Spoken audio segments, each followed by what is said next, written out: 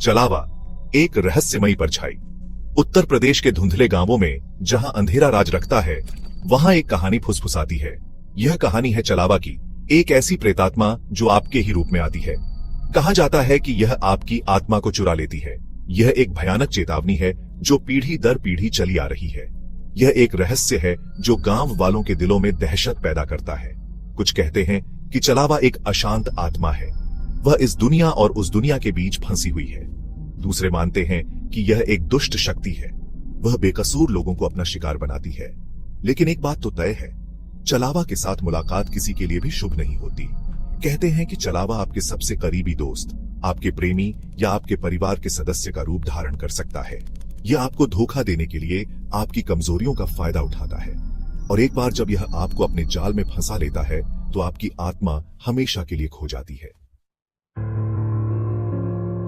श्यामू की कहानी। उत्तर प्रदेश के एक छोटे से गांव में श्यामू नाम का एक गरीब किसान रहता था। वह मेहनती और ईमानदार था, सब उसे पसंद करते थे। एक दिन जब सूरज ढल रहा था तो श्यामू अपने खेतों से घर लौट रहा था।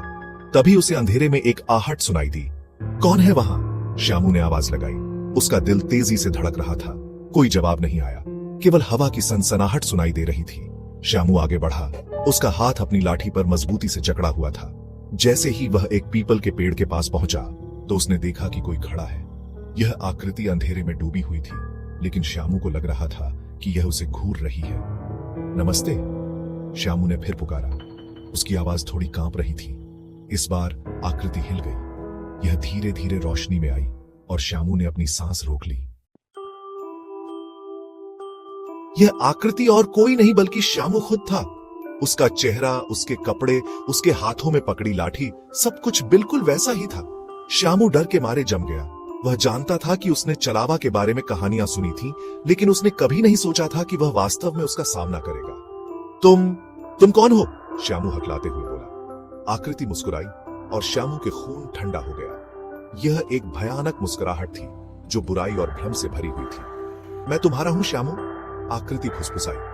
उसकी आवाज एक खोखली गूंज की तरह थी। मैं वह हूं जो तुम हमेशा से बनना चाहते थे। श्यामू को पता था कि उसे भागना चाहिए, लेकिन वह खुद को हिला तक नहीं पा रहा था।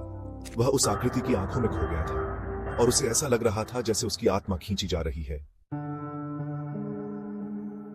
श्यामू की कहानी गांव वालों के लिए एक चेतावनी बन गई। यह इस बात का सबूत थी कि चलावा असली है और यह कहीं भी कभी भी प्रहार कर सकता है।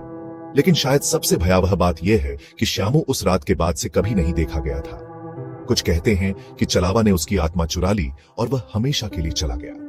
तो अगली बार जब आप अकेले हो, खासकर जब अंधेरा छा रहा हो, तो अपने आसपास के लोगों पर ध्यान दें। ध्यान से देखो, क्या आप वाकई जानते हैं कि वे कौन हैं? या वे चलावा हो सकते हैं जो आपकी आत्मा को चुराने के लिए इंतजार कर रहे हैं?